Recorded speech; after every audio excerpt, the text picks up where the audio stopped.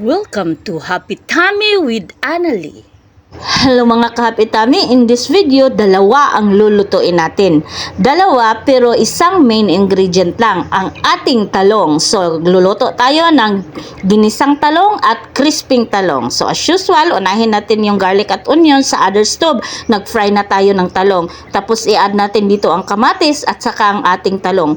Para sa ating pampalasa mga kahapitami, gagamit lang tayo ng soy sauce at kunting alam nyo na yan. So mga kahapitami, kung gusto mong may sabaw-sabaw yung talong mo, lagyan mo ng konting water. So nasa sayo na yun. Pwede ring di na. So after few minutes mga kahapitami, ito na ang ating ginisang talong at saka fried talong. Ang dali lang mga kahapitami, ang sarap pa.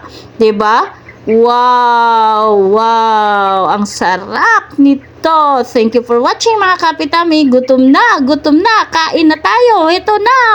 Wow! Diba? Thank you mga kapitami.